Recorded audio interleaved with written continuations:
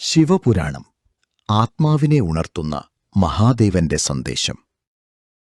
ഈ ലോകത്ത് എല്ലാം മാറിക്കൊണ്ടിരിക്കുന്നു.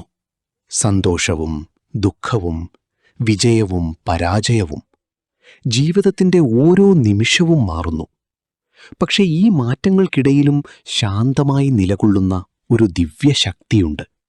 ആ ശക്തിയാണ് മഹാദേവൻ, പരമശിവൻ. ശിവപുരാണം നമ്മെ പഠിപ്പിക്കുന്നത് ഭക്തിയുടെ മഹത്വവും സത്യത്തിന്റെ ശക്തിയും ജീവിതത്തിന്റെ യഥാർത്ഥ അർത്ഥവുമാണ്.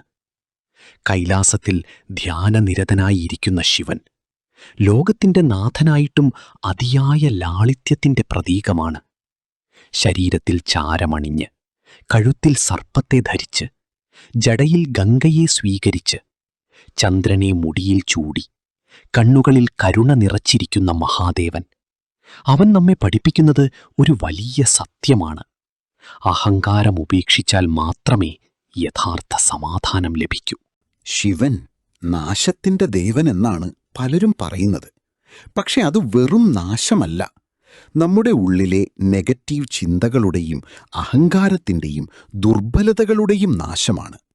ശിവപുരാണത്തിൽ പറയുന്ന ഓരോ കഥയ്ക്കും ഒരാഴമുള്ള സന്ദേശമുണ്ട്.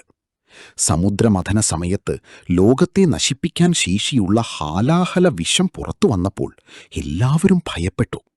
ആ വിഷം ലോകത്തെ നശിപ്പിക്കാതിരിക്കാൻ മഹാദേവൻ അത് സ്വന്തം കഴുത്തിൽ സ്വീകരിച്ചു. അതിനാലാണ് ശിവൻ നീലകണ്ഠൻ എന്നറിയപ്പെടുന്നത്. ഈ കഥ നമ്മെ പഠിപ്പിക്കുന്നത് യഥാർത്ഥ ശക്തി മറ്റുള്ളവരെ രക്ഷിക്കുന്നതിലാണ്. സ്വന്തം സ്വാർത്ഥതയ്ക്ക് വേണ്ടി ജീവിക്കുന്നത് വലിയ കാര്യമല്ല. മറ്റുള്ളവരുടെ വേദന മനസ്സിലാക്കി സഹായിക്കുന്നതാണ് ദൈവികത. ശിവനും പാർവതിയും തമ്മിലുള്ള ബന്ധം നമ്മെ സ്നേഹത്തിന്റെ വിശുദ്ധി പഠിപ്പിക്കുന്നു. ഗണപതിയും മുരുകനുമുള്ള കഥകൾ കുടുംബബന്ധത്തിന്റെ മഹത്വം ഓർമ്മിപ്പിക്കുന്നു.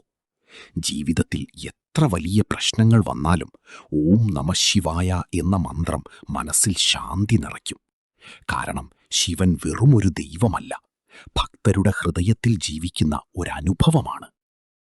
നമ്മൾ തകർന്നു പോകുന്ന സമയങ്ങളിൽ, എല്ലാവരും വിട്ടുപോയെന്ന് തോന്നുന്ന നിമിഷങ്ങളിൽ മഹാദേവൻ നിശബ്ദമായി നമ്മെ ശക്തരാക്കുന്നു. അതിനാലാണ് ഭക്തർ പറയുന്നത്, ശിവനെ വിശ്വസിക്കുന്നവർ ഒരിക്കലും ഒറ്റപ്പെടില്ല.